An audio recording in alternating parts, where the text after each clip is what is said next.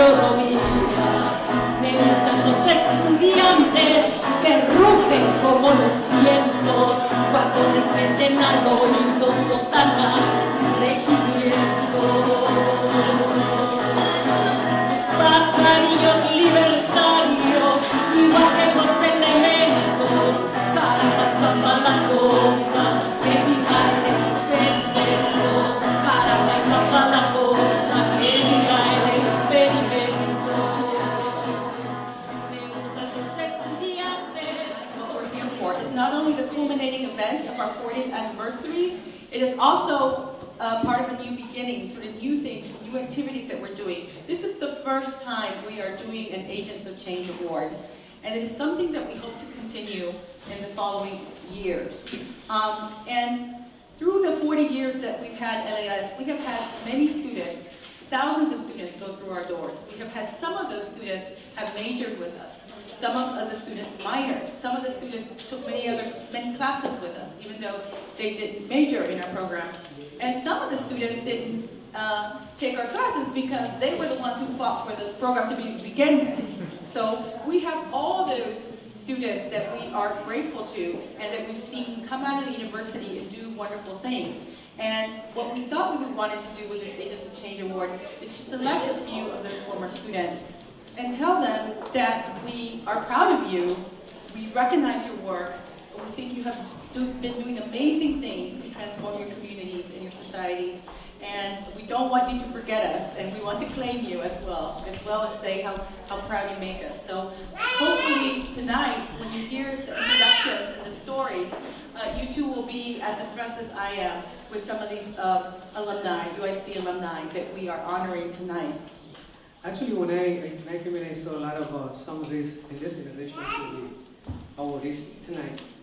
I saw like the history coming through that door, actually. It's like you see some of the brothers that were there 40 years ago, marching through that door, and your mind goes straight back into, when we started doing all those kinds of stuff out there.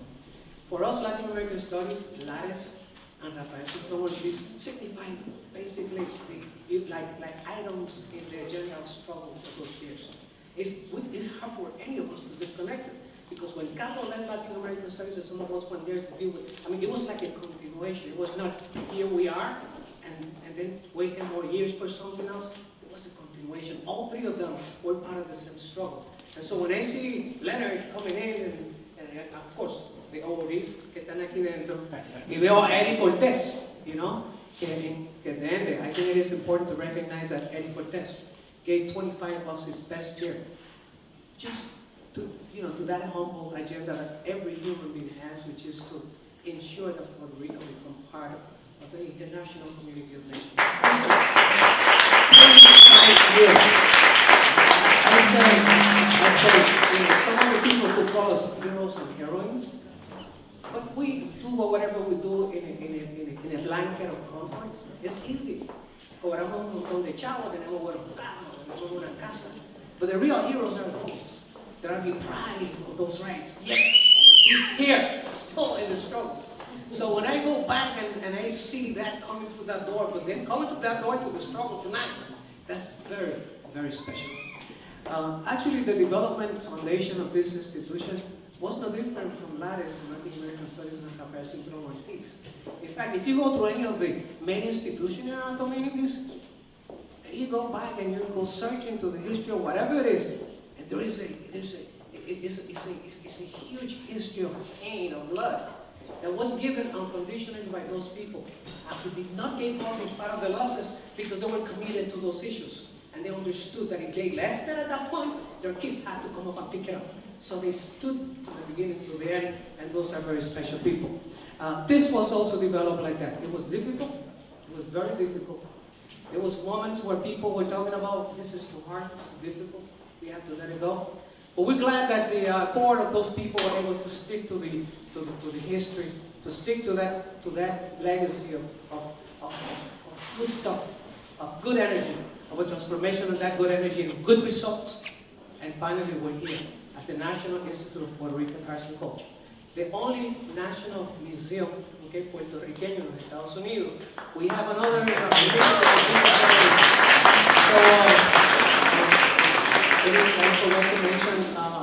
compañera, which in terms of the political struggle have always been there since I remember too. So it's different fronts. So bienvenida. So we are it's an honor for us actually to house this event here tonight, given the significance of the purpose of the event. And we want to welcome all of you on behalf of the board of directors. We want to welcome all of you humbly to this Yule Hunt. This just is not done for us, it's done for all of us and for the future generation that are here today. So gracias. This sister I know forever.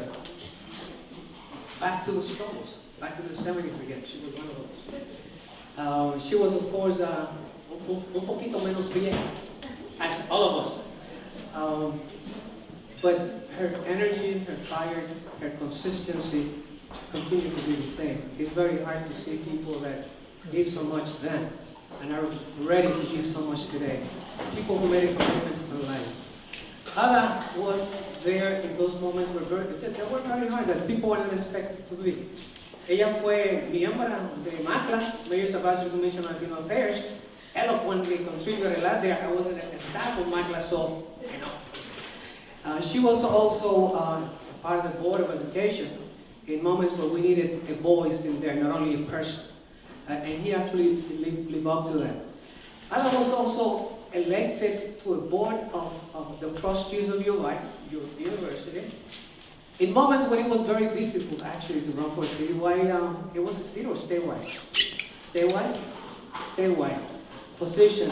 And I remember talking about the race and not having too many of our sisters and brothers that were in the front line ready to give her a hand. Yet she says, I'm going to go after it anyway. And she was able to actually go through it almost by herself, and she followed through, which tells you the kind of person that is Ada. But Ada also has been involved in many issues, housing, employment, health, you name it, or the front line of education. And have been with us and continue to be with us. ¿A quién más? Pero con honor presentar a la compañera Ada López en esta última presentación.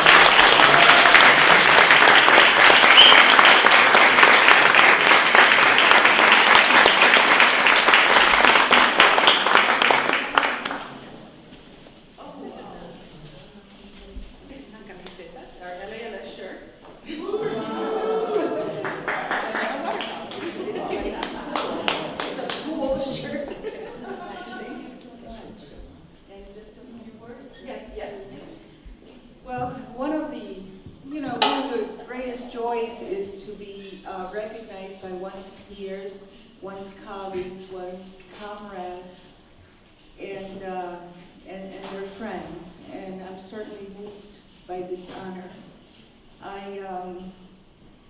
As Pablo says, I've been around, and we have had many struggles. But you know, the beauty of it is that we have changed our ways. You know, the struggle is the same, but we have managed to change the way in which we struggle, you know? Sometimes we have blue jeans and others a corporate suit, and we have done wonderful work. And I say we because I've never forgotten that when I am, as Pablo says, by myself at a table, negotiating or in a picket line, I am with others, you know, because I am not representing myself. I am representing us. Unfortunately, the conditions have not changed enough so that we can rest. For rest, there's time. But let me tell you, you know, I see a lot of young people here, you know, look, everyone, look at those boards, you know, those policy-making boards. You know, they've transformed our lives. They have so much to say, and they're behind the scenes. We don't see them. But when I ran for office, it was because I still had the passion of a young, creative teacher. There's nothing more important for a poor community to have wonderful teachers, to open their mind, the children's minds, to free them. And then you take that spirit, you know, and you move it to the community, and you move it to a board. The University of Illinois needs democratizing so that it represents, you know, the land-grant mission which it was charged with. So it's a very important thing, and we have to go on those boards and work to set the policies and the directions and the laws that govern us. So it's been a great, great journey, and it's not over. I hope to work with you as we go forward. And let me just tell you, when I was a trustee, the first thing I did was expunge the records of the students who have been arrested for protesting racism on the University of Illinois campus.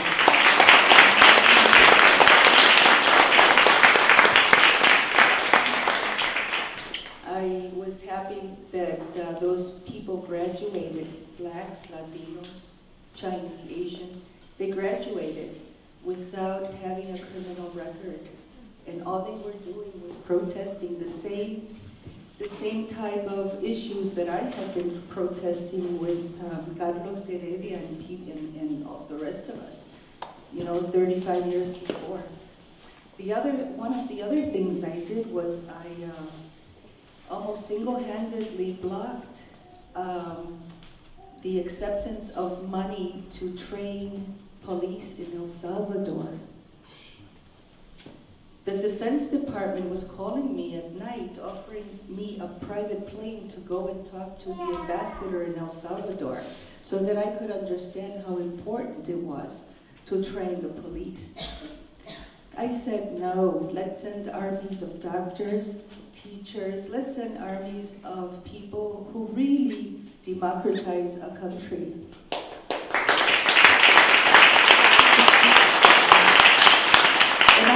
I was really happy because 2 months later, they found those nuns buried in graves. So, you know, the simple things that we know, but that are hard to fight, you know. We know that police just follow orders. You don't democratize a country by training police, they just follow orders. And then another thing, you know, so one of the last things I did was fight to save St. Francis Church when the university was looking to expand. So I would wear my corporate suit, and then in the evening I would go to North Avenue in California and help the community organize the proper way to protest when you go to a board of trustees. So we wear different hats, we do different things, it takes different forms, but we are only different voices in the same spirit. I thank you for this, it's very meaningful. Very pleased to present this award to Matt Rodriguez. And Matthew, so let me just give you the official spiel, and then I want to say a few things. Matt is current principal of the Pedro Albizu Campos Puerto Rican High School, a campus of Youth Connection Charter School. Under his leadership, the Albizu Campus reached Tier 1 status, considered the top performing by the Chicago Public Schools measurement tool, with an official graduation rate of 98.7%.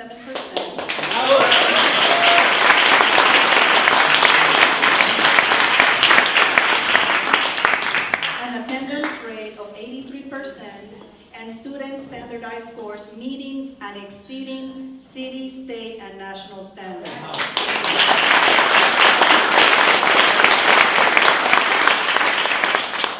In addition, the school is part of the fabric of Chicago's Puerto Rican community of Humboldt Park, helping students learn the importance of civic engagement, community building, and respecting cultural heritage. Matthew attributes his success to many factors, including his research experience at UIC. While at UIC, he earned his bachelor's in sociology, which I'm faculty of, and master's in education. During his undergraduate year, he was the president of the Puerto Rican Student Association, now known as the Union for Puerto Rican Students. Through this organization, he partnered with LALS, LARES, and the Rafael Cintrón Ortiz Latino Cultural Center on numerous occasions to put together programming around, like for instance, the 30-year anniversary of the takeover of the university, the Palante Conference, Noche de Poetas, Luce, many other activities that he worked on. And on a more personal note, I just want to tell you a little bit about how I met Matt. When Matt came to UIC as a transfer student from Triton, he came into my office because David Stoll had told me that he should come and meet me, right? And so then I proceeded to introduce him to other faculty like Tyrone Foreman, who was right across, right there. I introduced him to Tyrone Foreman and other faculty in sociology. So, he really got a very supportive group of people in sociology and also in Latin American studies. So I think he really truly got a lot of mentoring and support. But you were wonderful too, so it was very hard not to take you on because of incredible energy and incredible perspective. And I also encourage him to go to the Puerto Rican Student Association, which he did, and meet Jose Lopez, and from there, he came into the community and he hasn't left. And I think he's really one of our prime examples of what the possibilities that we see in our students. I think, Matt, it's incredible what you have accomplished. You have done so much for the community, and we are just so proud that you were part of it and that hopefully all of us contributed a little bit to what you have become. So, Matthew.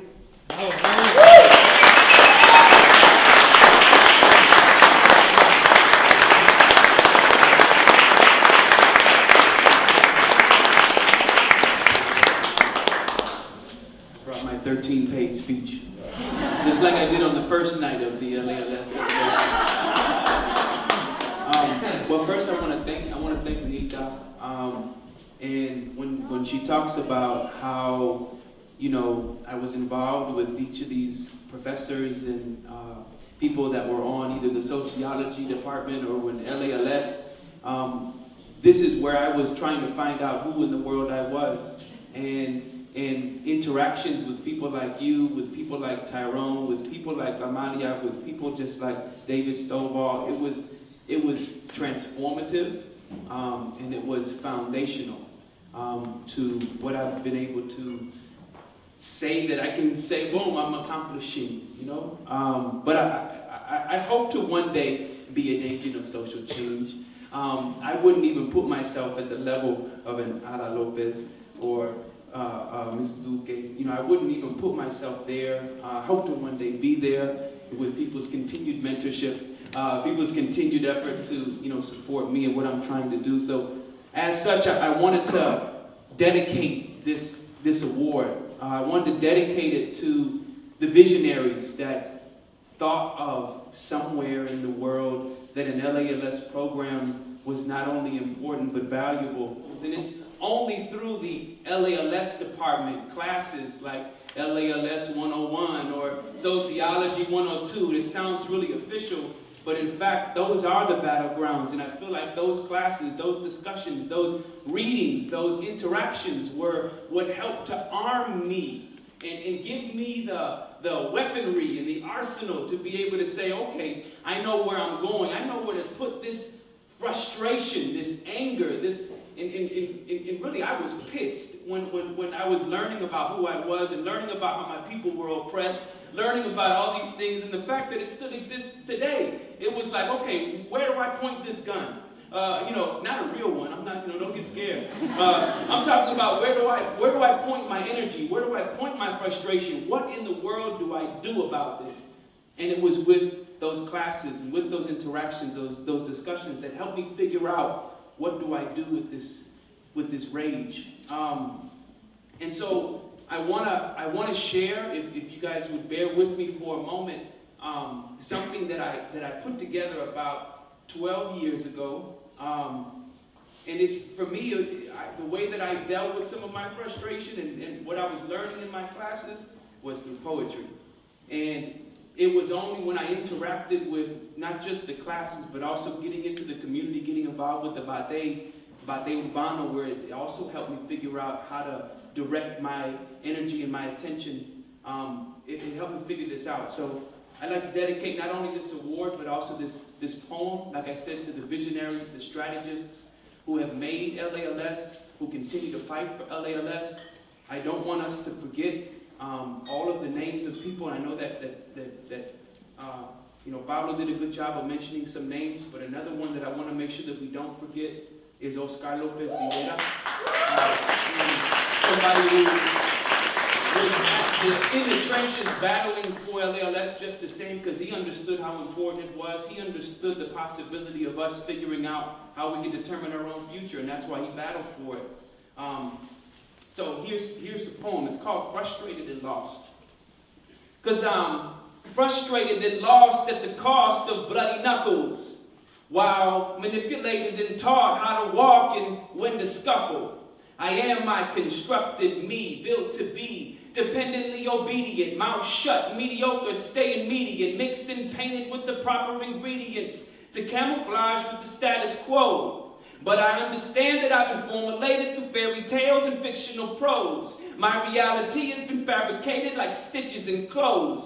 Folks is broke, but they be presenting with the facade of economic success, handmade through credit card debt and bank loans.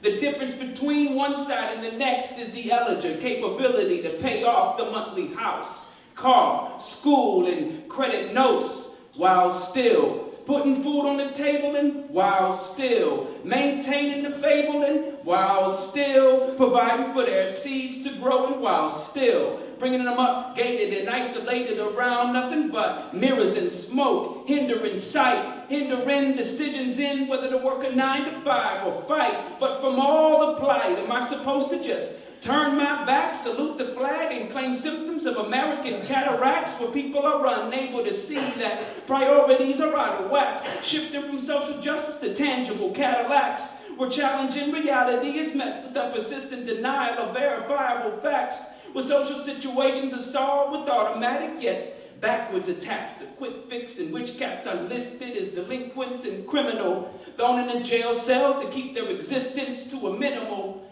But if this is the answer, and repression is what's in demand, then why is it that crime still exists and expands?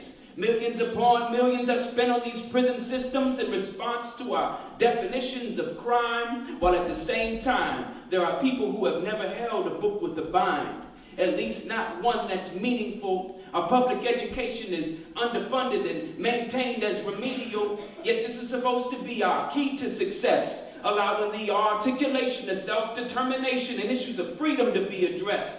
It's no wonder our people are still oppressed. And for all of those in opposition to me, I maintain speech from that which I see, because to deviate from it is to erase everything I've made me to be. Independently disobedient, outspoken, outlier, never lenient, creatively concocted with the proper ingredients to struggle against the status quo, because finally with knowledge I know that without this struggle I'm lost. Without this struggle I don't exist. To live life without the struggle for self is like raising up without a fist. It's meaningless. Thank you. For our next honoree, I'm going to call somebody who's very special to our program to introduce our next honoree.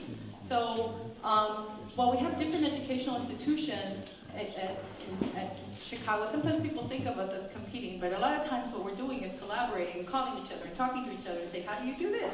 And how do you get undocumented students through this? And how do you do this? And one person that has been invaluable to us, who is a treasurer, who has helped us so much, is somebody who is at the Illinois Institute of Technology, Tania Cabrera, and a member of our Circle of Friends.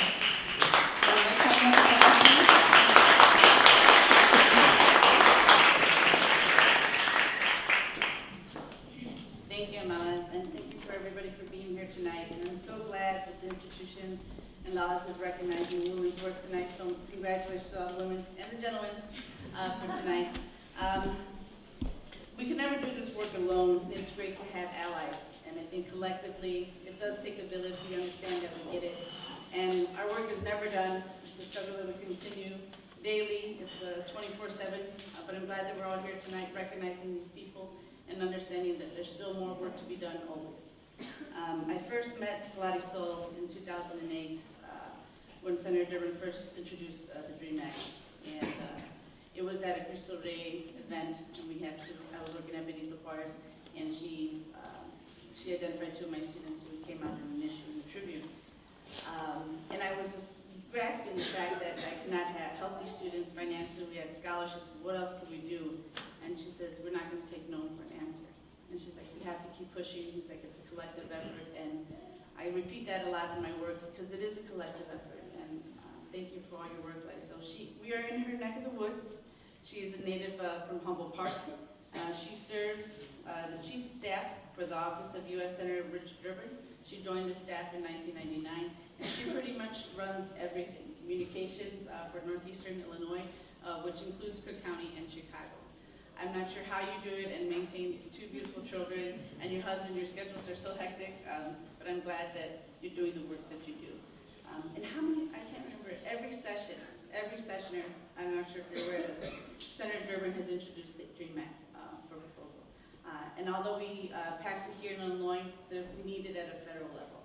And I know next week this executive order comes out from the Recorder-in-Chief, but we also need to understand that it may be DACA for all, but we need something more and something more beneficial, which is citizenship.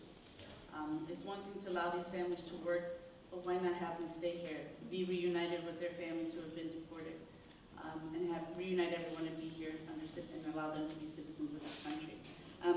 But thank you, Clariso, for everything that you have done. She was the national director in 2008 for the Obama administration. She serves on the board of trustees for the City Colleges in Chicago. She also sits on the Big Shoulders Fund, an organization that supports inner city Catholic schools and the Archdiocese of Chicago.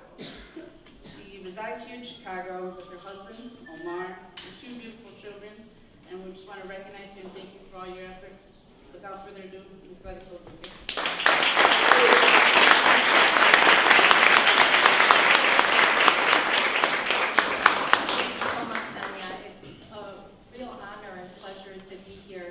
Tonight to receive this award. It is really quite fortuitous that this event and this night would be here in Humboldt Park because this is the place where my family made their home. Both my parents are here, my father Roman, my mother my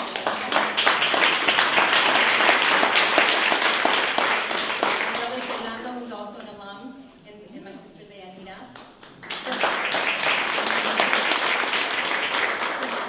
But it's really important for me to know my parents because they're the ones that immigrated to the United States from Mexico and made Humboldt Park here in Chicago our home.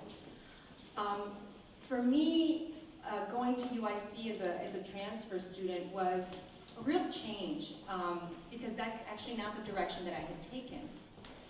But I'm very uniquely grateful to the LALS program. Because there's so many students like me that at the time were not really quite sure what we wanted to do with our lives. And then we came across these wonderful professors, these incredible books, the texts that completely transfixed us. UIC and LALS, that's where I came across magical realism.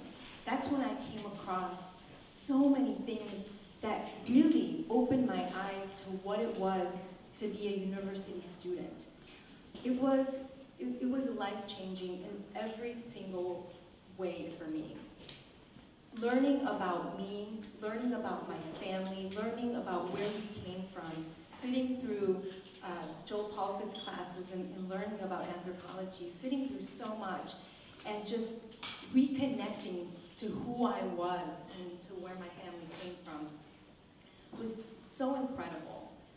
It gave us the opportunity to really know and learn that we could do anything. We could do anything if we knew where we came from.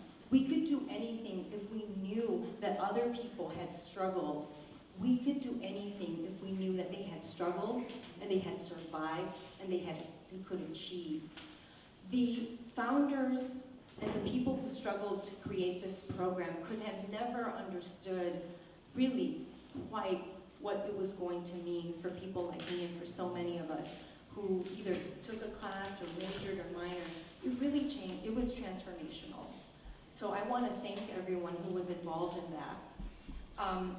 I could relate to, in many ways, the birth and the growth of what the DREAM Act movement has meant in this country.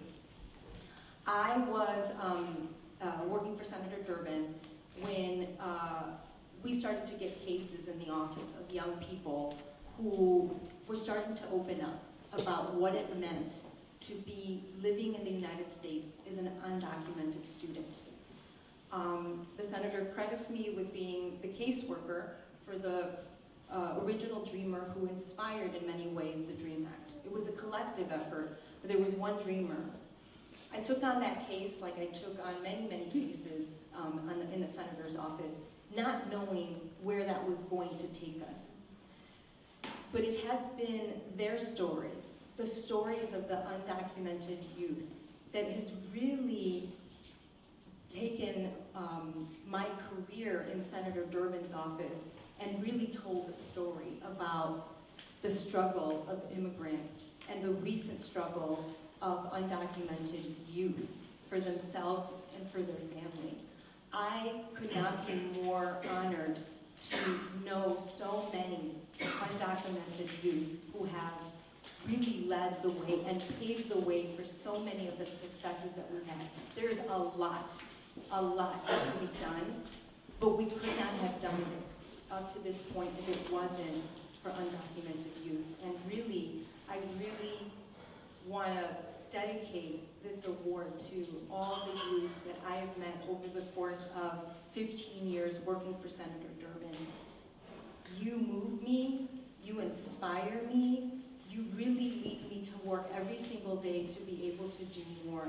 And I really hope that I get to be present the day that we get to see all the people in this country get their rightful place as full, not only legal, but full citizens of this country. I'm honored, I'm humbled to receive this award, and I'm grateful to you and to LALS. I want to thank Dr. Amalia Pallares for really bringing me back into the mix. I also want to acknowledge Dr. Nena Torres, who really has been a wonderful mentor to me. She sent me an email and said, I'm so sorry I can't be there, I have to travel, but she's been absolutely wonderful during this time. So thank you so much. So I don't remember exactly when I first met Tania Unzueta, but I think it must have been either at a meeting or a march or a protest or something. But I do remember her clearly present since the 2006 marches and so many events in the immigrant movement. And I also knew she had at that point graduated from UIC. What I didn't know, which is a story I learned later, was that when she graduated high school, Tania had left for Mexico to try to get a student visa to come back in. But since Tania was undocumented, they did not allow her back into the country. And that was a very difficult situation. Her parents, who are here, Rosie and Martin, had to work very, very hard in the community to bring her back. And one of the most amazing things is that one of the people who helped them was Clarisol Duque, working with then Senator Durbin. And Rosie just told me earlier, can you imagine today this coming together? Clarisol is the person who brought Tania back. So that was very special.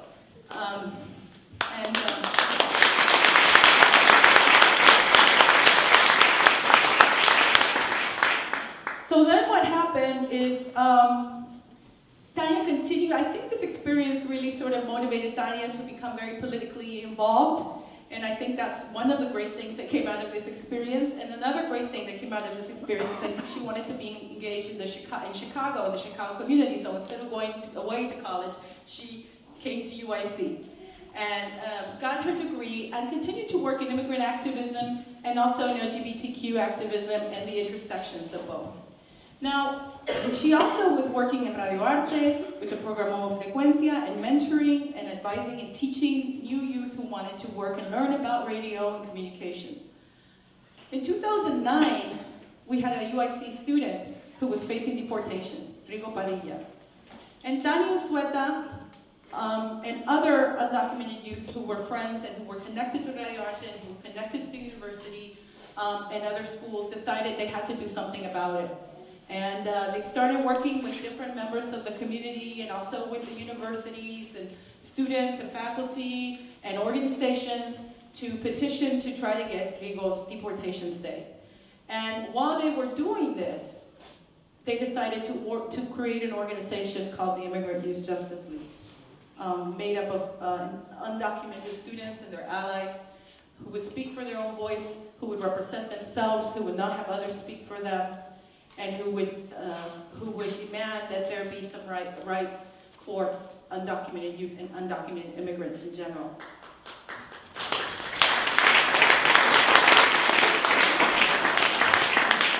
What is amazing, I feel like I was able to witness all this, and I never felt like I'm sort of witnessing such an important moment in history.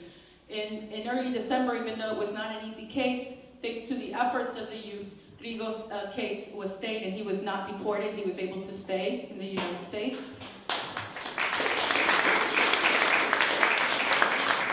But you see, this was not the end. This was only the beginning, because what the youth said is, hey, if we could do this, what else could we do? Right? So one of the things that they do is the first national coming out of the shadows action on March 10th, 2010, followed by many other coming out of the shadow actions done by youth everywhere in the country. This became a national movement to come out of the shadows and say, I'm undocumented and unafraid. And I was able to witness Tania's and several other youth, including Irene, her sister, who's here today, be outside of B&A Plaza and say, hey, you know, we're undocumented and unafraid. But the words that I most remember from that night were Tania Unzueta's words, who said, I'm here because we're doing this action because in this country, I am not free. We are not free. After this action, Tania and other youth started engaging in civil disobediences, the first one in Arizona and subsequent ones, and they really pushed the immigrant movement forward. They were really pushing to get something done. They moved towards the DREAM Act, and this really galvanized the country, galvanized the movement. But the struggle was so long and so hard that the Federal DREAM Act did not pass, and they have continued to work since then. But meanwhile, while Tania is doing all this, let me just say that she returns to UIC and pursues a master's in Latin American and Latino studies, where it's just an incredible experience for us to learn so much from her as we're researching and teaching about this, to have somebody who is playing such a major role, as well as other youth. And also to be able to offer Tania some of the experiences that I think have helped make her the incredible person she is today, including an internship in the National Immigrant Justice Center with Moni Ruiz Velasco, and great, where she learned a lot about the inner workings of Homeland Security, which is something that I think really was important. And then she also is a scholar, so she also wrote and published an article in the Latino Studies Journal after she graduated. So she's very much a Renaissance woman and can do many, many things. And I just want to highlight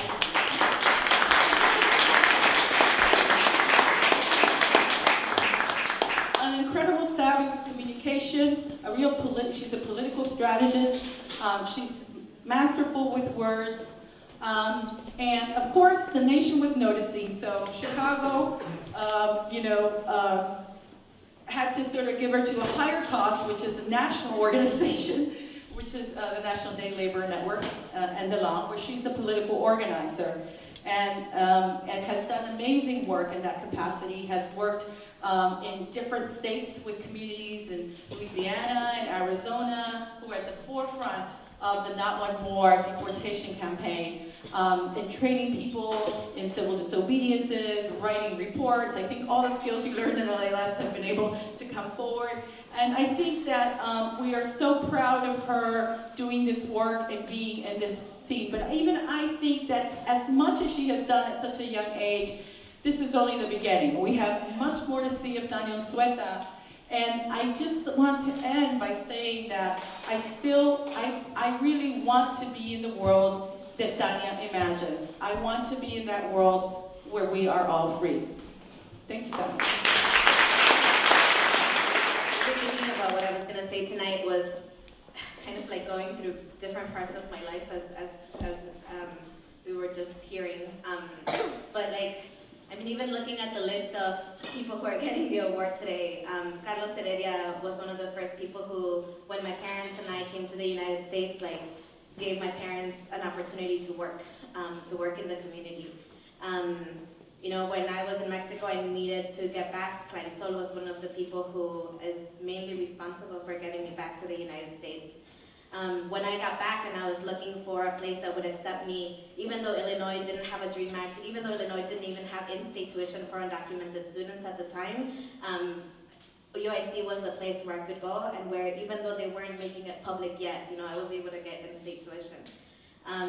When my friend Rigo was in deportation proceedings, you know, it was Amalia and Nilda and Nena who organized hundreds of teachers around the country to put together signatures to pressure ICE to stop his deportation.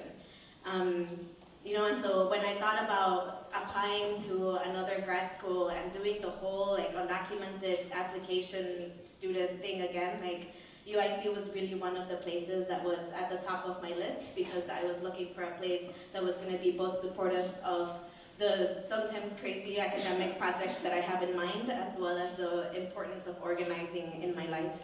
And I really think that, you know, the fact that all of these things have been so central in my life, and that they're connected to UIC, and more specifically that they're connected to LALS, it's not a coincidence, right? It's a product of the history of struggle that LALS has, of how it has become a program in itself, of the continued work that people have done to maintain its principles and its history. And so I'm really proud and humbled to get this kind of award from people who I think have played such an important role in my life, and who I know have been a place where undocumented people and organizers have both felt supported and listened to in a lot of different ways. So thank you.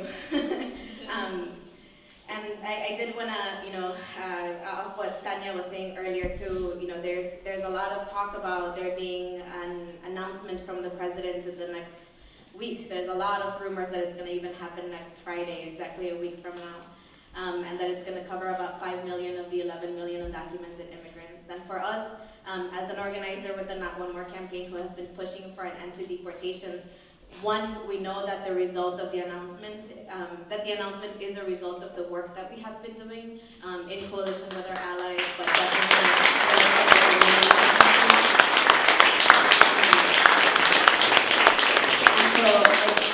don't feel bad when you take a moment to celebrate, right? It's a result of community work, and it's going to help people. But we also know that we're completely dedicated to continue to fight for the people who are left out, and to make sure that you know, people's rights keep getting, are not violated, and that we achieve full rights, whether it's through citizenship or however it is we're able to get that. So thank you very much.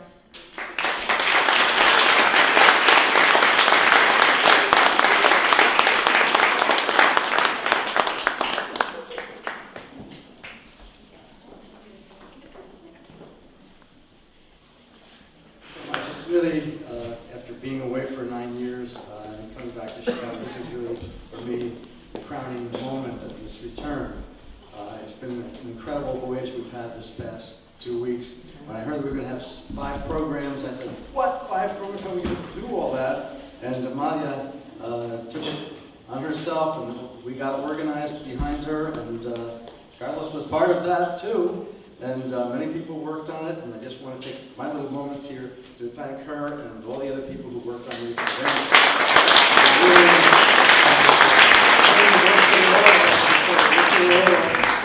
Over something that maybe people take for granted. Oh, there's a program here and there's a program there. But this program, getting it started at UIC was so important because the very space that the university occupied had been taken away from a community, and now was those there committed to bringing community back into the Latino community, back into the university, and make it as important as it has become.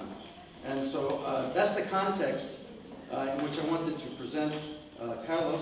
And I just want to say that when I first came to Chicago, UIC in 1980, it was Arthur Picasa, then several years into his role as director of what we call LALS today, or LALS today, who introduced me to Carlos Heredia.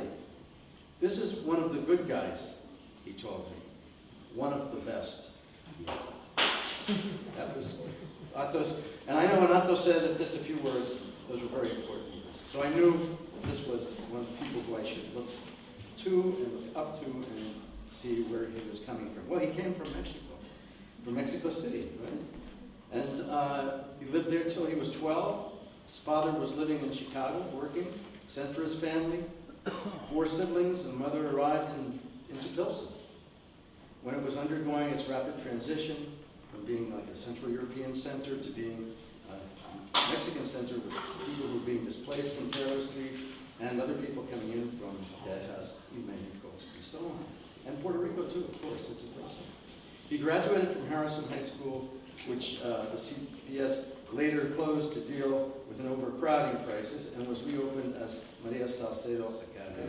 He was involved in the Chicano movement of the late 60s, and in the early 70s, he was one of several people, he told us about this the other day, who went to this famous conference in Denver. Well, I always heard about this mythical conference in Denver, and how it transformed people. And Jorge Gonzalez, who was a very famous Chicano organizer at the time, was the one who got this going. And yet it wasn't just Chicanos and Mexicanos who went, it was also Puerto Ricans who came. It was the moment, one of the great moments of Latino consolidation after '68, after all the struggles that had already happened in this community in the 60s and into the early 70s. This seemed to bring things to another level. When these guys came back, and this gentleman came back from that conference, they were seeing things in a different way. Part of the struggle went on in the community in terms of establishing Casa Atzlan, giving it the new name and the new orientation of Casa Atzlan. Centro La Causa went through transformations. Of course, we knew there was a struggle for both high schools, both Roberto Clemente and Benito Juarez. So those struggles have their roots, things coming out of the 60s and into the 70s. And at the center of them, one of the key people in them was this gentleman, Carlos Heredia. And in the middle of it, and this is something I don't understand, because he's also going to school in these years, and we'll be talking about that in a minute. I'm not going to talk much about it, but I will say a few things. He decided, among many other things he was doing, well, we need our own cultural journal. I got a copy of it right here. He gave me a copy today, and I've had it before. It's always incredible to have it and look through it. And I really invite you, we should put it someplace where people can, all people can live. I can pass it around so you can get a little taste of it. Give it back to me, though. Give it to me. But it's incredible. Some of the writers who became very well known, who are very well known today, out of our community, out of the Latino communities of Chicago, are in the first issues of this journal.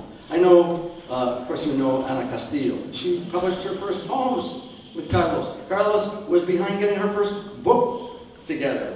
A little chapbook, we might say, but it was the thing that she put that book and another book together and came out with her first, full-fledged little book that started her career. And a guy wrote a review of that, a Puerto Rican guy living in the community, Luis Felipe Diaz, who then was now a professor of graduate studies at the University of Puerto Rico.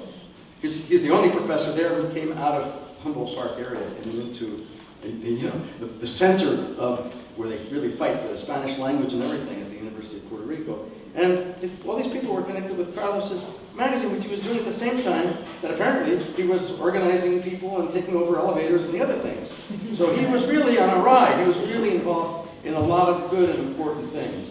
And of course, after this period, that's Imágenes. So it's really a lost space in the cultural history of the Latinos in the city, and has to be really looked at and studied. So you're getting the first opportunity to do that.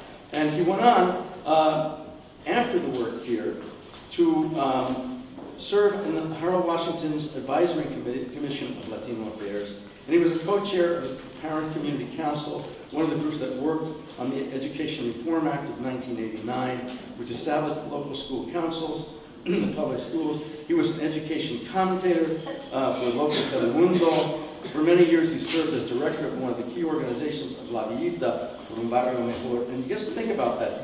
Carlos from Pilsen dedicated himself to working in one of the most difficult areas and most important areas that we have in the city. To go to La Villita. It's rough enough in Pilsen to develop things and keep things good, but try La Villita. It's not that easy. And I remember going to some events for Un Barrio Mejor, marveling at the work that Carlos was doing. He's been a strong advocate for bilingualism, dual language instruction. He's written all kinds of publications. He was trained. He's trained community residents all over the city on crime training, fighting activities, and he's been involved in youth employment.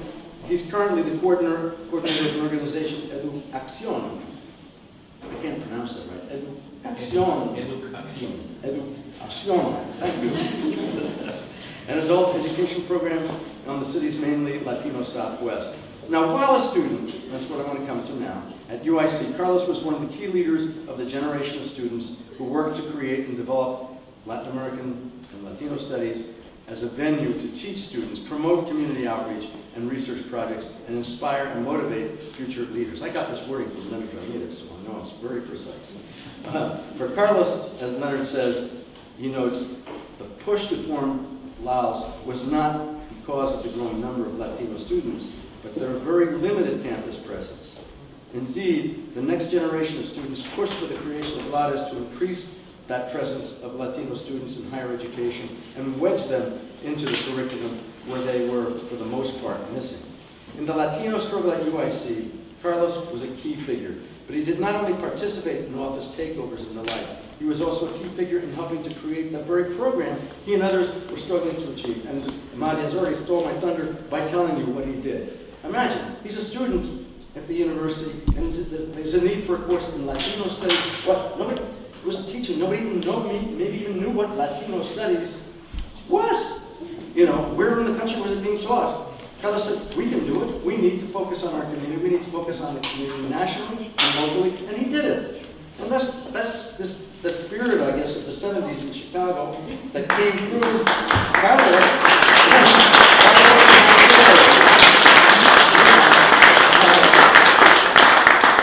So, one of the major qualities, I'm going to wrap up now, is his modest, low-key way of getting things done. I wanted to say something about that. And I think it's really important to have people who are really able to do things and shine. But there's also the ones who have a light that glows and glows and keeps glowing. He was and is maybe a little less the firebrand and more the firm but level-headed figure who knows the limits of the possible in given situations. He has not been a self-promoter, but today we must promote him. Okay, giving him an award for his community service and leadership, for his sense of commitment and his achievements as a UIC Latino alumnus who represents the best values of his community. He is still, as Abdul Picasa first told me, one of the good ones. Indeed, he's one of the best.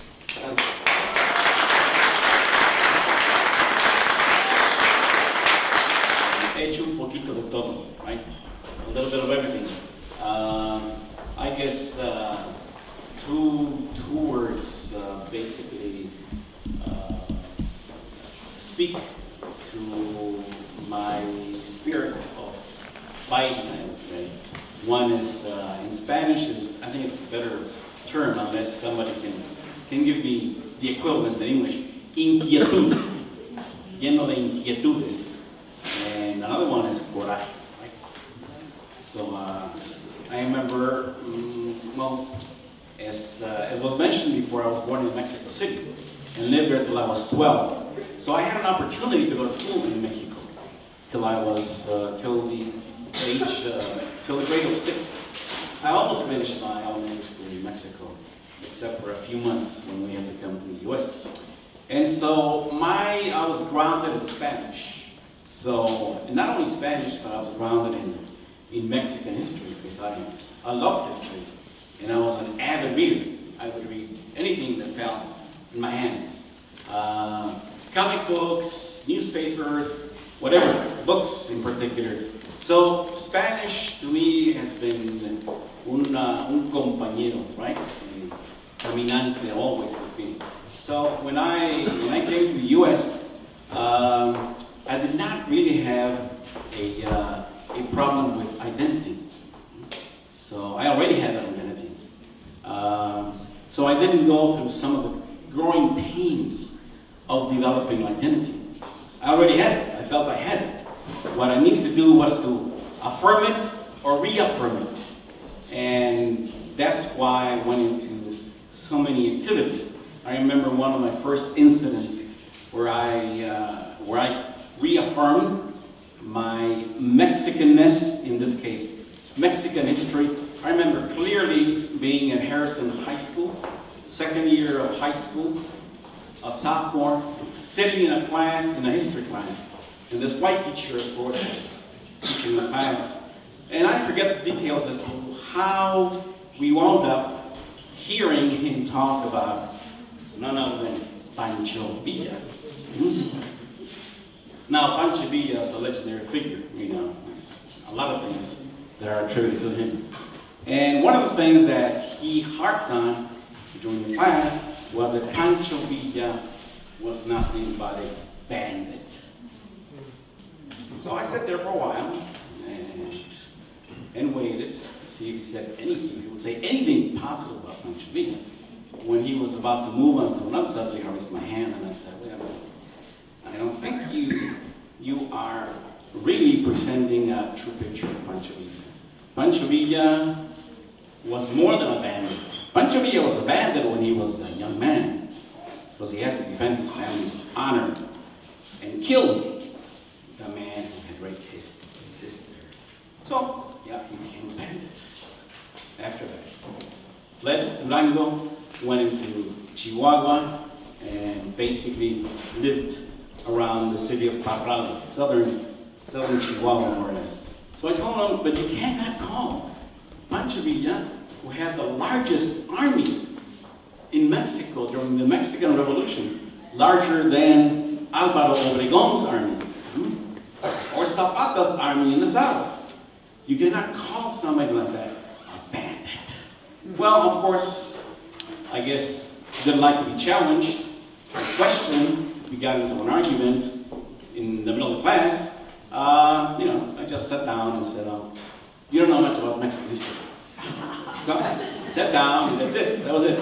So that was the first time I clearly remember that I was challenging somebody to call them on his either intentional lies or on his ignorance. But I think that was important because that gave me sort of a sense of what I could do or what I should do in the future. So I got involved into a number of things, which I won't repeat. Some of them have been mentioned. I remember some of the organizing things that I worked on, which I didn't think I was organizing until later, when I reflect back on them. Because I used to play soccer. That was another thing that I brought from Mexico, to play soccer in the street. And so I loved soccer.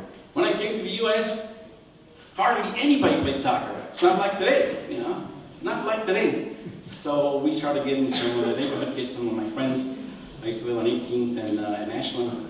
And so started playing with them in different playgrounds, Cooper School, and other playgrounds. And so we got a team together. We used to walk to Douglas Park, because Harrison Park, even though it was closer, there was nothing but softball there. It was a haven for softball, so soccer was not an option there. So we walked all the way to California on 18th Street, and then walked back twice a week until one of the coaches from a team back then, Atlas was one of the probably 5 or 6 soccer teams Atlas, Tenors, Oro, Ayutla, there were like 7 of them. And he came to us and said he wanted to join a team. And so we listened, we liked what he said, and we joined the soccer team. So we became the only Latino, the only Mexican soccer team at the juvenile division in the Illinois Soccer Association back in 1963. So 63 to 65, we played there. That's another form of cultural affirmation. You know, we played against Croatians, we played against Russians, we played against Germans, against Italians, against Polish. Remember clearly, the 2 best teams in the league were the Eagles up in Winamax Stadium, Winamax Park, Damon and Foster, and Atlas. 18th and California were the best at that time. So soccer to me was not just a sport. Soccer was a way of affirming or reaffirming my culture, part of my culture. So anyway, out of that, I later on went to Loop, as it was mentioned. We got together with Omar Lopez. Omar Lopez is a good friend of mine. We both were in the same art class. We thought we wanted to become artists because we used to draw. So I met her in art class.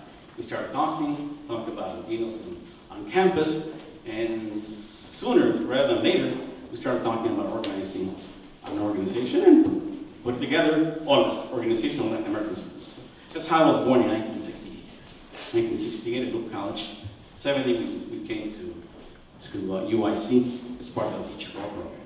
But all this stuff that I've been doing, I haven't been doing it by myself, of course. There are people who have been with me. In some cases, they take the leadership, and I follow. In other cases, I take the leadership and they follow. In some cases, we both take the leadership. So that's fine. That's fine. People who are here, who've been done a lot of good work in the community, like our friends, in Suetas, right? Whom I know for a long time. And Roberto Diaz, who was also working with me at Por un Barrio Mejor. We had this band is a dynamite organizer. We had about 55 block clubs in the Little Village area, and we organized block clubs and organized schools. This is before school reform, before 1989. So we had Little Village down pat in terms of organizing schools and organizing the streets. So I want to give credit to them. They've done a lot of the work. And I'm happy I worked with them. And I learned from them too. Why not? And of course, Tanya, I met Tanya through her parents, and I knew what they were going through. They worked with our organization, and we've forged una relación muy bonita, una relación muy estrecha, una relación bastante fructífera, right? Es importante eso también, el que tengamos estos lazos, no nada más de amistad, sino lazos de trabajo y de colaboración. Así es que, gracias por el reconocimiento, a mi hijo Cuitlagua, que está aquí también, a su novia, que es mi hermano Víctor, que también fue parte, que fue miembro de OLAS, también estuvo activo, él estuvo en la Universidad de Iowa junto con su esposa, con Rosa. O sea que no soy el único, habemos muchos. Así es que gracias por todo.